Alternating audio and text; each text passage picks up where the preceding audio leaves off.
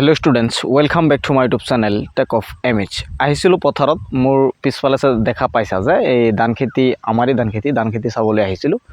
তো হঠাৎ মনত পৰিল তোমালোকে বহুতেই প্ৰশ্ন কৰা যে 2026 চনৰ মেট্ৰিক আৰু এইচএছৰ ৰিজাল্ট কেতিয়া দিব। এই বিষয়ে যদিও মই আগতে ভিডিঅ' বনাইছিলোঁ, তোমালোকে হয়তো বহুতেই চাইছা সেই ভিডিঅ'টো।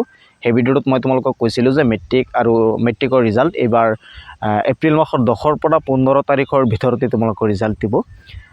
তো বহুতেই আকৌ কনফিউজনত পৰি গৈছে। যি তোমালোকে জানাই যে 2026 চনৰ বিধানসভা নিৰ্বাচন আছে 9 এপ্ৰিল তাৰিখে। তো এই কনফিউজনতে বহুতেই তোমালোকে মানে সোধা যে যিহেতু 9 এপ্ৰিল তাৰিখে নিৰ্বাচন আছে, তো এপ্ৰিল মাহৰ 10 পৰা 15 তাৰিখৰ ভিতৰত ৰিজাল্ট দিয়াৰ সম্ভাৱনা আছে নেকি। তো আজিৰ এই ভিডিঅ'টোত মই তোমালোকক এই বিষয়ে জনাম। তোমালোকে সম্পূৰ্ণৰূপে ভিডিঅ'টো চাবা আৰু শ্বেয়াৰ কৰি দিবা যাতে সকলোৱে চাব পাৰে এই বিষয়ে। আৰু মই তোমালোকে দেখাই পাইছা যে পথাৰত আহিছোঁ, চাইছা চাৰিওপিনে ধাননি আৰু ধাননিৰ মাজত মই ইয়াৰ পৰা আপডেটটো তোমালোকক দিবলৈ চেষ্টা কৰিম যে 2026 চনৰ মেট্ৰিকৰ ৰিজাল্ট মই যদিও কৈছিলোঁ যে 10 পৰা 15 তাৰিখৰ ভিতৰতে তোমালোকক ঘোষণা কৰিব এপ্ৰিল মাহৰ, কিন্তু এইবাৰ 10 পৰা 15 তাৰিখৰ ভিতৰত ৰিজাল্ট দিয়াৰ সম্ভাৱনা খুবেই কম। যিহেতু তোমালোকে জানাই যে 9 তাৰিখে নিৰ্বাচন আছে, 2026 চনৰ বিধানসভা নিৰ্বাচন 9 তাৰিখে অনুষ্ঠিত হ'ব অসমত। আৰু এই 9 তাৰিখে নিৰ্বাচন থকাৰ কাৰণে তোমালোকে জানাই যে নিৰ্বাচনৰ ডিউটিত শিক্ষকসকল পৰে। গতিকে তাত তেওঁলোকে যিহেতু ডিউটি দিব, গতিকে 9ৰ পৰা বা 9, 10 বা 15 তাৰিখৰ আশে পাশে ৰিজাল্ট দিয়াৰ যিটো সম্ভাৱনা আছিল সেইটো একেবাৰেই নাই। ৰিজাল্ট দিয়াৰ সম্ভাৱনা খুবেই কম। 9 তাৰিখৰ পৰা 15 তাৰিখৰ ভিতৰত ৰিজাল্ট দিয়াৰ চান্স খুবেই কম।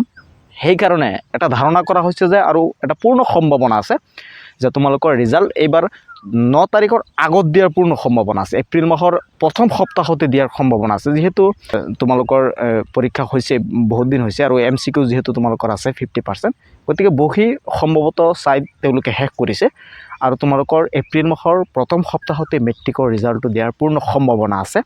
যিহেতু 9 তাৰিখে ইলেকশ্যন আছে, ইলেকশ্যনৰ আগতেই তোমালোকৰ ৰিজাল্টটো দিয়াৰ পূৰ্ণ সম্ভাৱনা আছে।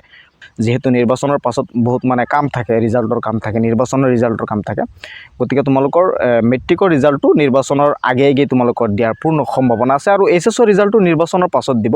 যিহেতু এইচএছৰ বহি থিয়ৰিত হয়, MCQ টাইপৰ কুৱেশ্যন তাত নাই, গতিকে সময় অলপ লাগিব এইচএছৰ কাৰণে। এইচএছৰ ৰিজাল্টটো তোমালোকৰ নিৰ্বাচনৰ পাছতে দিয়াৰ পূৰ্ণ সম্ভাৱনা আছে আৰু মেট্ৰিকৰ ৰিজাল্টটো নিৰ্বাচনৰ আগতে দিয়াৰ পূৰ্ণ সম্ভাৱনা আছে। এপ্ৰিল মাহৰ প্ৰথম সপ্তাহতে তোমালোকে মেট্ৰিকৰ ৰিজাল্টটো পোৱাৰ পূৰ্ণ সম্ভাৱনা আছে।